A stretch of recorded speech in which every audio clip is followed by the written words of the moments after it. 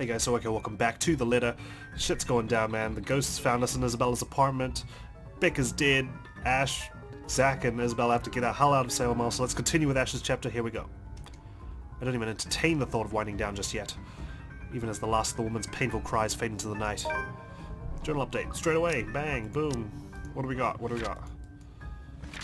Oh man, having to go through all that again. Oh god. Don't look at the left page, guys. Focus on the right.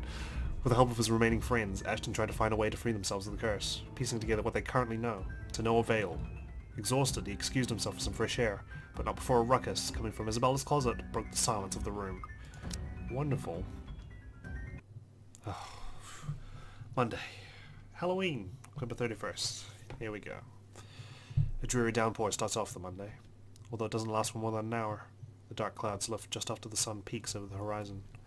Brief as it is, the rain significantly dampened the park's usual cheery vibe. Mornings like this often mark the start of another bad week. An arrest gone wrong, another investigation leading to a dead end, or some truly fucked up shit being called in. Like that one time, I was dispatched to a scene where a guy gouged his own eyeball out and almost ate it. Was a few chews away from swallowing it, in fact. Lost my dinner that day. Fun times. I can imagine, Ashton. Of course, I doubt anything can top getting cursed by a damn chain letter of all things. This is the sort of stupid thing people pass along as a prank through emails and text messages, for fuck's sake. Ghost chasing after you is just putting the icing on the cake. So far all we've done is run, snoop about, read stuff and run again. Frustrates me to no end how we're still no closer to an answer. Even my car reflects the state my mind is in. Photocopies of documents litter every available surface, scattered all over the place, spilling from the passenger side and into the back seat, making an entire mess of what little space there is. Not that I'm any better. My last shower was 24 hours ago. Haven't slept at all, and my last meal was that chocolate porridge thing Isabel offered. The way I am now, I'll definitely get a scolding. If Becca were here, she'd give me an earful and tell me to take care of myself better.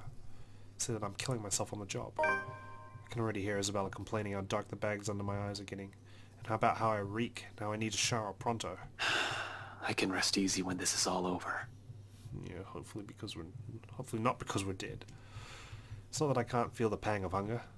That woman chasing after you, it's difficult not to feel anything other than horror. The rush of adrenaline coursing through my veins and my desperation to survive. In fact, I can still sense the ghost of her touch from last night. Her bony digits wound tightly around my ankle, and that horrid smile she has on her as she pulls me closer. The memory's enough to send a shiver up my spine and make me antsy. Perhaps the only thing comforting about this is the sight of my gun nearby. From my dashboard, sunlight glints off Ophelia's surface. Normally, I keep it hidden in a compartment.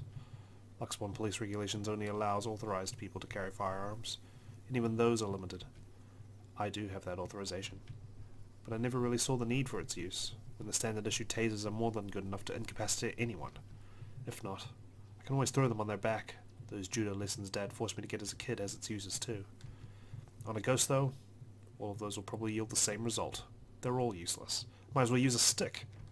However, it's the feeling of ease I'm after, or what little of it I can gather from it.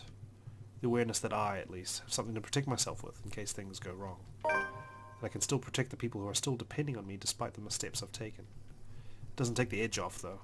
The feeling that your whole body has been strained far beyond its capacity. Frankly, I'm already running out of steam. The only thing pushing me right now is knowing someone's still depending on me. A stretch is still in order, though. I've been sitting here since last night. Soon I step out from my car, closing it behind me with a thud as I take in my surroundings. The rain did wonders. The morning air feels crisper and cooler than it has been in days. For once, the weather seems to be taking a turn for the normal. Luxborn normal. In the distance, beyond the buildings lining the horizon, dark clouds are blowing in. A storm might be due this evening, give or take. A shame for the people looking forward to Halloween tonight. I'm just not sure whether this is something I can look forward to as well. Still, I bask in the change it brings. Inhale, exhale. Breathing in, taking in the peace, as if it'll be my last. But as with all good things, the quiet shortly comes to an end. Not necessarily a bad end. The chatter reaches my ears first, halting my movements. Sure enough, when I glance up, I find them, Zach and Isabella, just as they've entered the park grounds, bags of convenience store food in hand. After last night's flight from Salem Mall, we've elected to stay the night here, unsure if our own homes will still be safe. Normally we'd all be adverse to the idea of spending the night outside like this, but panic and distress has tainted that decision. It's not like any of us have gotten an ounce of sleep anyway. On the off chance one of us did, it only lasted but a second, or it's a fitful one. But looking at them right now, from afar, it's easy to mistake them for just friends on a good day out. Isabella's gesturing wildly with her arms as she talks, something funny or amusing probably, because it's soon followed by Zach's booming laughter. Their voices fill the atmosphere with light air, temporarily easing off the disheartening mood. It's easy to pretend we're not knee-deep in a life-and-death situation the way they're acting now. Easy to forget we've lost someone. If anything, it's only their appearance that betrays that mask. Slightly disheveled, bags under their eyes, an exhausted curve in their shoulders and dragging footsteps. But the closer they get, the more obvious these signs are to the naked eye. Zach tosses an energy drink my way the moment the distance allows it. Isabella hands me the other bag she's holding, before seating herself on the edge of the fountain. The scent of warm food immediately wafts from the bag when I open it, carried further by a passing breeze. Whatever sweet sauce they drizzle over this pork wannabe, it smells heavenly. Hell, even the sorry-looking vegetables seem appetizing. Despite myself, without even checking exactly what it is, hunger swiftly takes over every rational thought. I dig in without waiting for them to start. Both of them appear to be of the same mind too. Soon enough, they also start with theirs. No casual talk while we fill our empty stomachs. Exhausted as we all are, food is something we can't forego. Starvation dulls the thinking, weakens the body. If we're to survive this, we're going to have to take care of ourselves first. I know that's what Rebecca would do. In a matter of minutes, we're done and dumping the empty cartons on a nearby waste bin. Along with it is the shift in the mood. Back to dismal. Back to the problem at hand. The comfortable atmosphere from minutes ago was nice while it lasted. Admittedly, I miss these kind of moments between us. We never had the chance, always busy on some project or work. The things we've taken for granted. Now we're realizing how valuable they are. With one of us gone, the world has an awful sense of humor. While the one we've just had is short-lived, it's another thing I want to look forward to, if we ever free ourselves from this damn curse. I'd like to believe there's a way. For now, we have to focus back on the present. This. Dead people. The letter. The curse. It's not simple to bring these up, but necessary. What now? Where do we go from here? It's not a question directed at anyone in particular, but they all look to me as if my face has all the answers in the world. I used to think so, back when I was at the top of my game and I'm still sure of everything. Now, there's just uncertainty sullying whatever decision I come up with. At some point, logic has simply stopped working here and we've started grasping at straws. Along with exhaustion, fatigue and stress, we have enough kindling to get a fire burning. The not so pleasant kind of fire. Oh God. I think it's clear. We can't just stay here. We've hit rock bottom. But we can't just keep running like this either, Zach. Sooner or later, she'll... We don't really have a choice, Bella. We can't even go back to our own homes. No matter where we go or hide, she's gonna get us. You're giving up again. I ain't! I'm just being realistic. Snap out of it, guys. Come on. Nowhere's safe. Even if dying's the last thing I want to do right now, I can tell there is no way that woman's... This is just like your movie all over again. This and that are two different things, Bella. And you know what? Right now, I'd rather see my movie flop twice over than go through this. Just because this whole thing doesn't look good, doesn't mean there isn't a way out. Zach, I know Rebecca wouldn't... Rebecca's gone, Bella. And if what happened last night didn't tell you how bad... I know that! You don't have to keep reminding me. Do you really think I don't blame myself for everything? Nobody's telling you to think that way! Oh my God, No, guys. you might as well just say it, even if no one else does. I know everyone thinks this is... All right, that's enough! Thank you, Ashton. My God.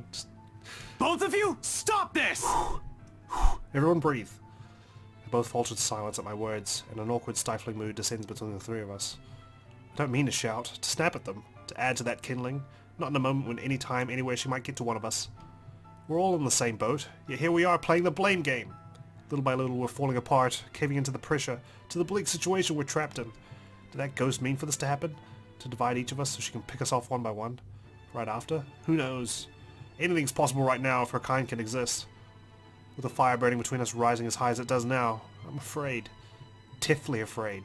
That the possibility might come sooner than I can figure all of this out. Fuck, I still can't think straight. I can't even believe the next words coming out of my own mouth.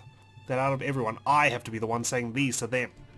This is more their forte than mine, keeping the peace, placating everyone while I unintentionally aggravate people with badly chosen words. Funny how fast the tables have turned after just one unfortunate incident. How am I even supposed to cope? If we all want to get out of this mess in one piece, We're gonna have to cool our heads first. Before my own temper flares, I walk away and slide back into my car. Oh, God. The wheels are coming off. After spending the night at the local park, Ashton and his friends tried to figure out what their next step will be. However, coupled with fatigue and stress, the conversation quickly went downhill. Frustrated, Ashton walked out, suggesting they cool their heads first. Oh dear. Oh dear, dear, dear. If the door slams with more force than needed, I'd like to blame it on the pent-up anger boiling up in me. I'm not even sure what or who I'm angry at. The ghosts? At them? Or maybe at myself for being this useless? Because despite none of them saying it, I know, goddammit, they're still counting on me, in spite of my failures, or every harsh word I've uttered, or how unbearable I can be as a friend. It's there when the tension after the argument finally breaks, and one by one, they follow me and get in the car. It's in concerned glances they shoot my way when I start the engine without a word and drive off. It's in their silence, a heavy gift, their unwavering trust. Yet it's one I'm more than willing to carry, even through my own exhaustion, if only to keep them safe. In the city of 68,000 strangers, they're the only ones I have left. Oh man, shit's getting bleaker by the second. Though, in all seriousness, a good rest is still our best bet for now. Thinking with an exhausted brain is almost as good as running around in circles. We might as well just throw ourselves at that ghost and be done with this. The local Irish pub may not be the best place to hang around when one hasn't slept a wink or you're stressed. More often than not, it's loud. Sometimes the music played by drunkards grates the ears and the whole place smells like piss on a bad day. All in all, it's the very definition of the last place I'll hang around after a wakeful night. But it's safe. Or as safe as it can be with G's security watching the place. Makes it easy to find help, in case you find yourself in a tight spot. The place being owned by a person I've implicitly placed my trust on provides some semblance of comfort too. Gregor, bartender G, or just G to his regular patrons, might be rough around the edges. Sometimes a bit too gruff for a man serving drinks behind the counter, but he belongs to the good folk of the city. If there's anyone in this place I can rely on to look after people important to me, it's probably him. He means well, surprisingly, despite his surly demeanor. Cares, to some extent, for people he likely only sees once or twice a week or on a bad day. Not the best job in the world, in my opinion, but that's exactly it, isn't it? In wine, there's truth. Alcohol, in this case. It loosens the tongue, forces one to let his or her guard down. Whatever inhibitions anyone has, it all flies straight out the window after a few glasses. It's made him observant, too. Always has one or two things to say about someone or something. Most of the time it's me. Opinionated ass. But God knows how many times I've asked for his help, when I'm met with a dead end in a case or I'm in trouble. This time's no different. As expected, the moment we show up, he's kind enough to offer us a room at the back of his shop. Single look at my face, I didn't even need to say anything. The next thing we know, he's leading us in. No questions asked. Maybe it's also for this reason why I find myself drifting towards the station hours later, after having gotten that much needed shut-eye. Newly washed drinking glasses and tumblers line the counter's surface when I enter the room. Behind the bar, G's busy wiping each of them clean, likely prepping it for tonight's use. Briefly, he glances up at me, once I claim one of the empty stools and grab a rocks glass sitting closest to my elbow. Turning it absent-mindedly in my palm, just to keep my hands occupied, while my brain's busy, still trying to make sense of everything. Even at a dead hour, with only a few patrons milling about, this place still smells strongly of liquor. Honestly, I've never grown fond of it. Regardless of how many times I've made a trip or sat here, on the same spot, just talking with the old man. I've never been fond of drinking in the first place. Yet, oddly, it's the nasty odor of a brewery that helps clear the mind this time. Along with the lack of the establishment's usual hubbub and occasional clinking of glasses.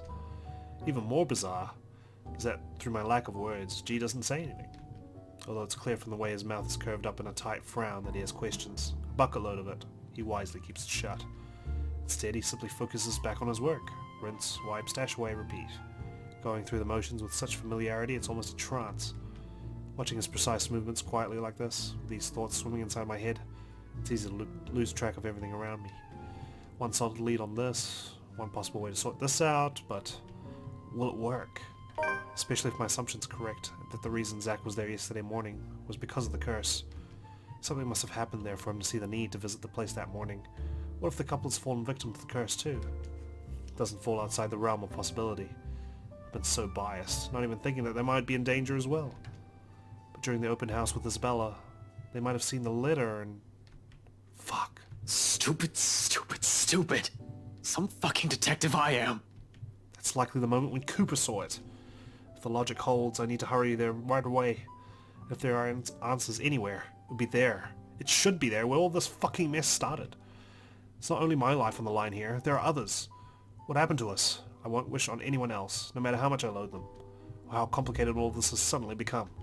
The letter, the woman, the mansion, and now there are voices lacing venom inside every crevice in my head.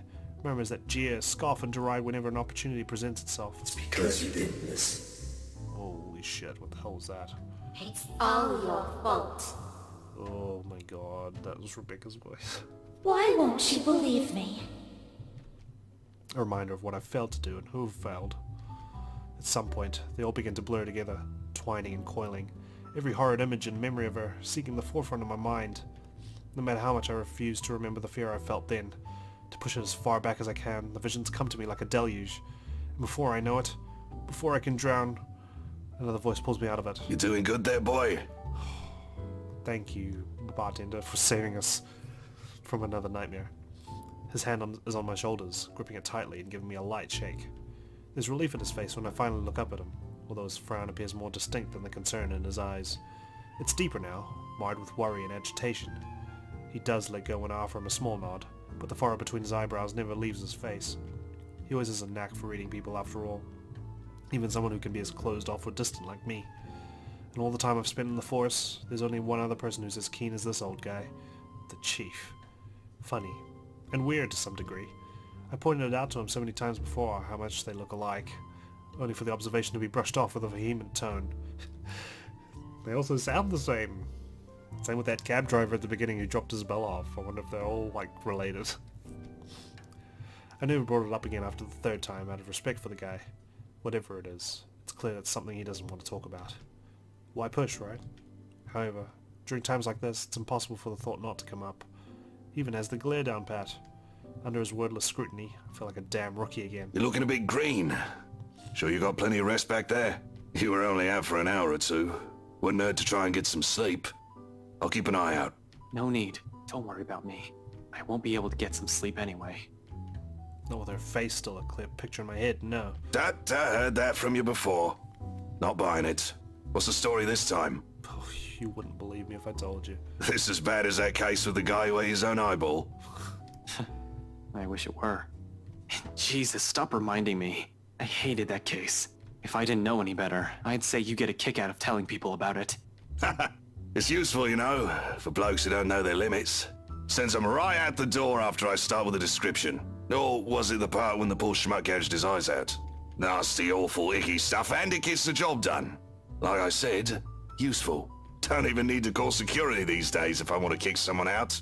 Anyway, pretty sure that pales in comparison to whatever this is now. I haven't seen you this stressed out since I closed that case. The one from 10 years ago, with your professor friend. Abigail and her team weren't able to solve that one, G. No one has been able to. It just went cold. Same difference. But what do I know, eh? I just serve drinks, listen to people's problems and their whining, then make sure they get home safe afterwards. Thing is, I'm also not blind, kiddo. And you can bet your ass I can tell when a person's about to fall apart. What? Is this some form of therapy from you? Are you going to offer me free drinks now? Really, I can use some right now. Something to numb the senses. But when has that helped anyone? Ha! In your dreams, kid. Last time someone gave you the hard stuff, your photographer friend had to haul you out of this place almost half naked. Oh, God. Hey, I can handle my liquor when I put my mind to it. Not from what I've seen, nope. Besides, you usually avoid drinking. Either way, it's out of the equation. And when booze no longer counts, we just talk. So, talk. It's not like anyone within earshot will care. That chap over there only wants his cricket matches. I doubt you believe it, G. I've heard worse stuff. Try me. You know that mansion down at Anslem? Yeah, who doesn't? You live in this town long enough, it's impossible not to hear a thing or two about it. Bloody locals. I wonder if he knows something. Maybe he's like heard a rumor or something. He's like the barkeeper, right? It's like those innkeepers in those RPG games. Well, my friend found a primitive version of a chain letter in there. Maybe we'll get an epiphany or something from him? Now that we've seen it, we're cursed. A beat passes. For a long moment, G stands there unmoving. His hand stops short of placing the glass he's been wiping prior back to a rack on his left. all while he stares at me with eyes that are nothing short of scrutinizing. Probably assumes I'm joking. Who wouldn't? Not a week ago I've been put in the same position. Even now, in spite of the things I've seen and heard, it simply won't sink in. Maybe G knows something about the letter. Surely he's heard something, right? Maybe this is just desperation creeping in? The idea that I might not be able to find a way out of this? Whatever the case is, for people who hasn't experienced what I'm going through, this will merely sound like an awful Halloween prank. It's not a prank. This must have been what Isabella felt the whole time we made fun of her that day. This isn't a prank! I saw something! Now it's too late. We're stuck in a never-ending nightmare, where the only way out might be death. And like I've expected, G's reaction to it? An amused laughter. Oh, great. It booms throughout the whole pub after a long bout of silence. Like I've just told him a particularly funny joke. Okay. Good one, kid. I have the tightest lips right now. Like I'm just pouting. I'm like, oh my god, I knew it. All along. You don't want to spill. No one's forcing you. Seriously, though. Good one. Of course he'd react like that. Freaking hell. Although I want to be angry with him, I can't find it in myself. Can't even muster the energy for a scowl or a glare. Yeah, we deserve it. We never believed them in the first place. Nothing but a taste of my own medicine to temper the annoyance bubbling up in me, I suppose. In the end, echoing her words is the best I can do. It's not a joke. Yeah, all right. Good luck with that. You're on your own. Oh god. Here I thought you didn't have an ounce of humor in that body. Guess I'm wrong. He shakes his head, lets out another chuckle before returning to his task. By now, almost half of the glasses have been put away. The only ones remaining are the smaller kind used for shots, and stemmed ones for cocktails. Despite being busy with his task, his amusement does not entirely disappear from his face. He keeps talking, as if I'm simply another customer he entertains with his stories. But we both know it's more than that, if the wistful expression on him says anything. Man, can't believe you're the same rookie who walked in here almost a decade ago. Too smart for his own good, that boy. He's always been 2 steps ahead of things. He may not believe us, but I'm sure he might like trigger something in our brains that we're like, oh, that's what we need to do, you know? Those kind of epiphanies, hopefully, maybe. Now he's here, sulking. Come on, G, help us out here. I must have screwed up somewhere then. Must have screwed up a lot. For things to suddenly shift like this, for me to become a mere shadow of the person I used to be. No, I don't think so. This one, screwed up? Not by a mile.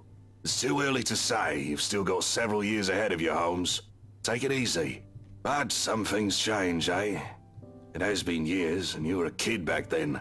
You know, the sort that's a bit unsure, making all the horrible decisions in life he'd eventually be embarrassed to talk about.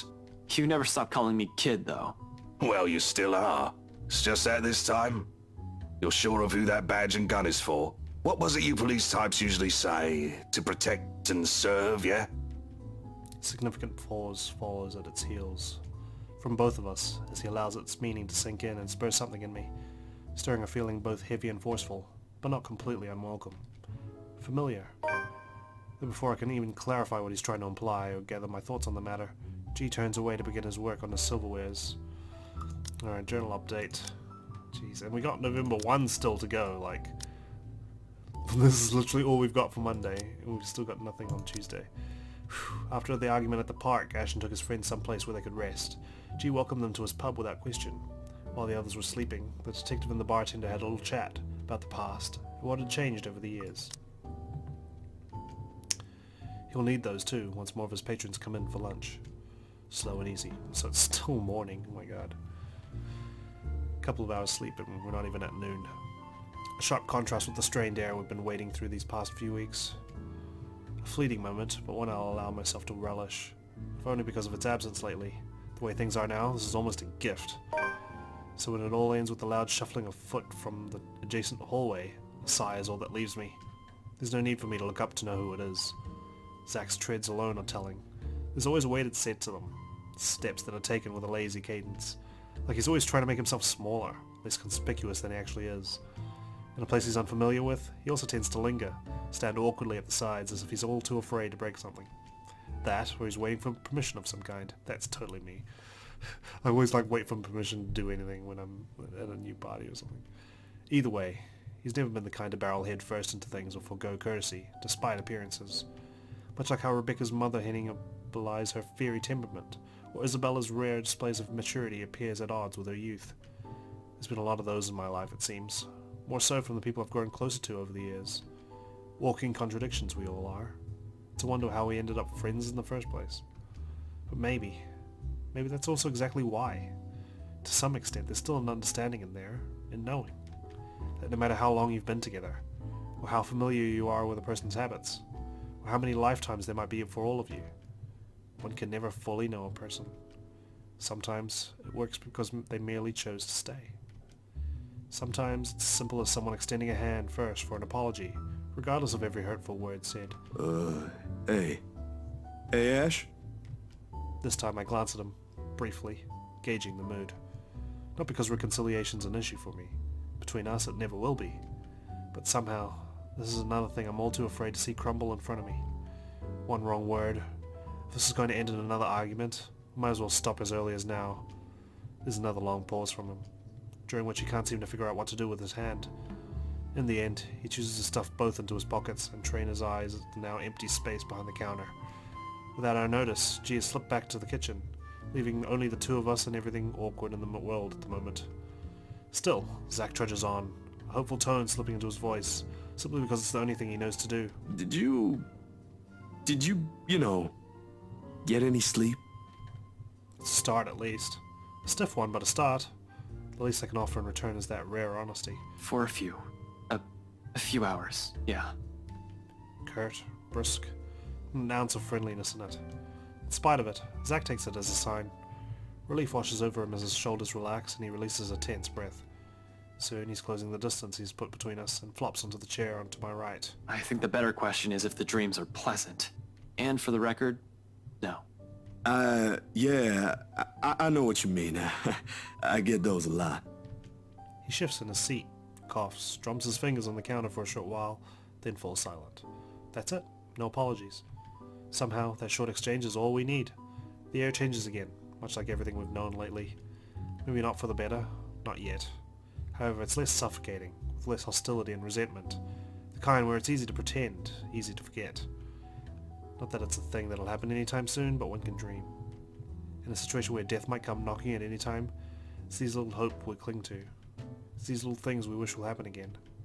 I'm not an optimistic person by nature. Hopeful maybe, but never optimistic. Though I want to believe there's a way we'll live through this nightmare. For the sake of the one we've lost.